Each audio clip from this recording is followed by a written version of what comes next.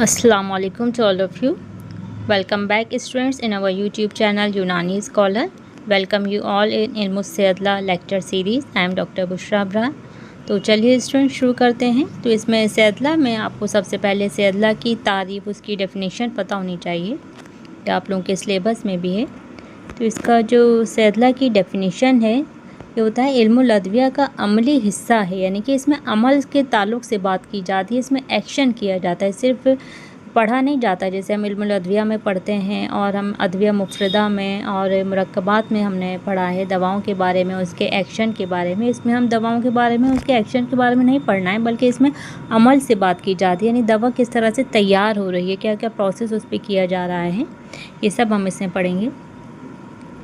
ये इल्मुल अदविया का अमली हिस्सा होता है जिसके ज़रिए अदविया को तरकीब, तहलील व तजज़िये के ज़रिए काबिल इस्तेमाल बनाया जाता है। यानी कि दवा ये एक ऐसा इल्मुल अदविया का ऐसा पार्ट है जिसमें दवा को मुख्तलिफ़ प्रोसेस करके दवा को इस लायक बनाया जाता है कि उसको मरीज़ इस्तेमाल कर सके, इस्तेमाल के काबिल बनाया जाता है। इसमें इसकी डेफिनेशन के 3 अहम हिस्से हैं: तरकीब, तहलील, तजज़िया। तो आपको समझना है, तरकीब कहते हैं यानी मुरक्कब बनाना, डिफरेंट सिंगल ड्रग्स को लेके, मुर्फदात को लेके हम मुरक्कब बनाते हैं, तो इसको तरकीब कहते हैं। और दूसरा इसका जो अहम पार्ट है ये है तहलील। तहलील होता है जो हलपजीर अज्जा होते हैं, सॉल्युबल पार्ट होता है, और जो इनसॉल्युबल पार्ट होता है उनको अलग अलग करना। बाज़ औक़ात जो दवाई प्रॉपर्टी होती है वो सॉल्युबल पार्ट में है, कभी इनसॉल्युबल पार्ट में है, तो हम कुछ ऐसा प्रोसेस करते हैं दवाओं को किसी सॉल्वेंट में घोल के या कुछ और प्रोसेस से दवा का सॉल्युबल एंड इनसॉल्युबल दोनों पार्ट्स को अलग करना, यही कहलाता है तहलील। और इसका थर्ड पार्ट आता है तजज़िया। तजज़िया कहते हैं जुज़ जुज़ करना, यानी कि किसी भी तरकीब से दवा के जो डिफरेंट पार्ट्स होते हैं उनको अलग-अलग करना, अलग अलग करना। इसमें जो यूज़फुल पार्ट्स होते हैं इनको अलग करके दवा के तौर पे इस्तेमाल किया जाता है, और जो अननेसेसरी, जो अनयूज़फुल पार्ट्स होते हैं जो मौजूद हैं किसी जड़ी बूटी के अंदर, उनको डिस्कार्ड कर दिया जाता है। सेदला की जो दूसरी तारीफ़ बयान की जाती है वो कुछ इस तरह से है कि सेदला वो इल्म फ़न है जिसमें दवासाज़ी के उसूल व मुताल्लिक़ा आमाल दवासाज़ी के का मुताला किया जाता है। यानी कि ये जो एक इल्म है और ये फ़न है जिसमें जो दवासाज़ी है उसमें ऐसे उसूल, ऐसे प्रिंसिपल्स इसमें बताए जाते हैं जिससे जो दवा है उसको इस लायक बनाया जा सके, दवा के जो रॉ मटेरियल है उसको इस शक्ल में लाया जा सके कि जो मरीज़ है उसको इस्तेमाल कर सके, ताकि उसका जो मर्ज़ है वो उसका मर्ज़ दूर हो सके, या अगर किसी को मर्ज़ लायक नहीं हुआ है, सेहतमंद है, तो उसके सेहत की मुहाफ़ज़त की जा सके, उसकी सेहत को बरकरार रखा जा सके। ये इल्म सेदला की तारीफ़ है। सेदला को इंग्लिश में फ़ार्मेसी कहते हैं। फ़ार्मेसी की डेफिनेशन कुछ इस तरह से बयान की जाती है: pharmacy is the study of preparation, compounding and dispensing of medicine. It is an art and science of preparation of a drug or drug combination in a suitable dosage form fit for administration to the patient. लगभग वही इसकी definition है, English में है ये। अगर pharmacy को हम देखा जाए, सेदला के कितने ब्रांचेस हैं फ़ार्मेसी के, तो इसके ब्रॉडली 4 इसके ब्रांचेस हैं। फार्माकोग्नोसी, फार्माकोग्नोसी में होता है दवा को पहचानना। कोई भी दवा है जब उसको हम कलेक्ट करने जाएंगे तो उसके कुछ स्पेशल फ़ीचर होते हैं दवा की, जिसकी वजह से उस दवा को पहचाना जाता है। तो फार्माकोग्नोसी ऐसी ब्रांच होती है फ़ार्मेसी की जिसमें दवा के इन्हीं फ़ीचर को बयान किया जाता है जो उसके आइडेंटिफिकेशन में मदद करते हैं। सेकेंड है फार्मास्यूटिकल इंडस्ट्रीज़, इसमें जो दवा बनाने वाली इंडस्ट्रीज़ हैं। नेक्स्ट आता है फार्माकोलॉजी। फार्माकोलॉजी में इसमें दवा के बारे में पढ़ा जाता है, स्टडी की जाती है, इसके यूजेस के बारे में पढ़ा जाता है। और लास्ट आता है फार्मास्यूटिक्स। फार्मास्यूटिक्स में इसमें होता है कि दवा के डिफरेंट डोसेज फॉर्म्स के बारे में पढ़ते हैं, जो दवा के मुख्तलिफ डोसेज फॉर्म्स होते हैं, दवा को किस तरह से स्टोर किया जाए, किस तरह से उसकी क्वालिटी मेंटेन हो, ये सब हम फार्मास्यूटिक्स में पढ़ते हैं इसकी ब्रांच में। चलिए नेक्स्ट है इसका जो हमारा टॉपिक है दर्जाबंदी, यानी कि क्लासिफिकेशन। जो सेदला को ब्रॉडली 2 ग्रुप्स में क्लासीफाई किया जाता है, 2 इसकी ब्रांचेस बताई जाती हैं। पहला आता है उमूमी दवासाज़ी, यानी कि एक तरह से आम दवासाज़ी, और दूसरी इसकी सेकंड ब्रांच है जुज़वी दवासाज़ी। तो आपको याद रखना है दर्जाबंदी इसकी सेदला की सैदला का क्लासिफिकेशन इसके 2 ब्रांचेस में किया गया है, अमूमी दवासाजी और जुज़वी दवासाजी। सैदला का दूसरा नाम दवासाजी भी है। अमूमी दवासाजी को ख़ास दवासाजी या सरकारी दवासाजी भी कहा जाता है।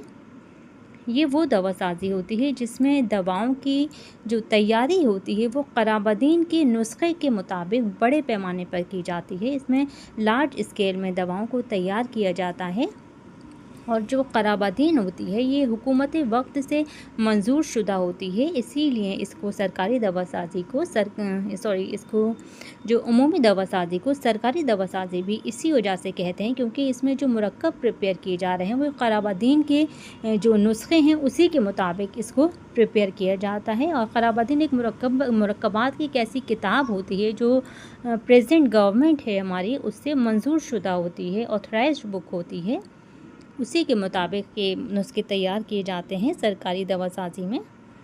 इसके कुछ बेनिफिट्स भी हैं और कुछ मेरिट डीमेरिट्स दोनों हैं। अगर आप लोगों को कंप्लीट डिटेल में ये लेक्चर चाहिए तो मैं इस सीरीज़ से जो सैदला की हमारी ओल्ड सीरीज़ है उसका कंप्लीट लेक्चर मौजूद है इस टॉपिक पे, तो मैं डिस्क्रिप्शन में लिंक दे दूँगी। अगर आप लोगों को किसी को पढ़ना है तो वो आप एक बार लेक्चर सुन लीजिए। आप लोगों के जहन में ये सब चीज़ें बस बहुत ज़्यादा रटने की ज़रूरत नहीं है, बस आपको एक बार आप लेक्चर सुन लेंगे तो यही काफ़ी है इतना।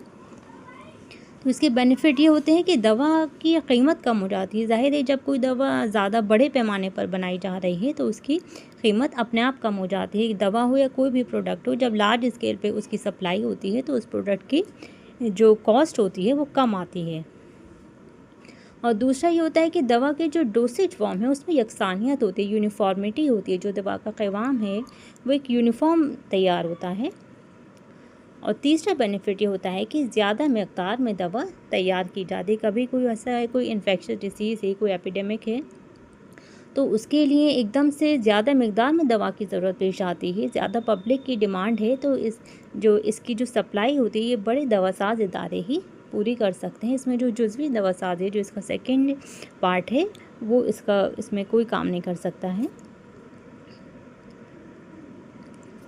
चलिए बात करते हैं जुज़वी दवासाजी। जुज़वी दवासाजी को फर्दर 2 ग्रुप्स में क्लासिफाई किया जाता है। जो पहला है ये है फ़ौरी दवासाजी। फ़ौरी दवासाजी में जो होता है, जो तबीब है, जो भी डॉक्टर है, हकीम है, वो अपने मतब पर, अपने क्लिनिक पर जो भी छोटे छोटे दवासाजी के अमाल करता है उसी को फ़ौरी दवासाजी कहते हैं। जैसे कि हमारे यहाँ दवाएं रॉ शक्ल में बहुत सी इस्तेमाल होती हैं, तो दवा को मुख्तलिफ जो डिवाइडेड डोसेज फॉर्म में करके देना मरीज़ को, दवा को कूटना, छानना, पीसना, जो शानदा बनाना, खिसानदा बनाना, ये सब फ़ौरी दवासाजी के ज़ुमरे में आता है। इसका नेक्स्ट पार्ट है खुसूसी दवासाजी, जो इसकी दूसरी टाइप्स है। खुसूसी दवासाजी क्या होता है? किसी ख़ास मरीज़ की ज़रूरत के मुताबिक किसी मुरक्कब दवा के नुस्खे में किसी दवा को बदलना, बढ़ाना या घटाना।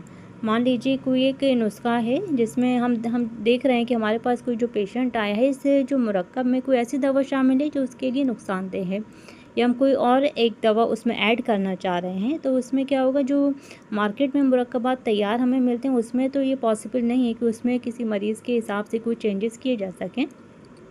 लेकिन जब तबीब खुद से दवा बनाता है, तो ये खुसूसी दवासाजी में होता है कि वो अपने मरीज़ के मुताबिक, अपने मरीज़ की ज़रूरत के मुताबिक किसी नुस्खे में दवा को बढ़ा कर या घटा कर एक खुसूसी स्पेशलाइज्ड किसी पेशेंट के लिए नुस्खा तैयार करना, इसी को खुसूसी दवासाजी कहा जाता है।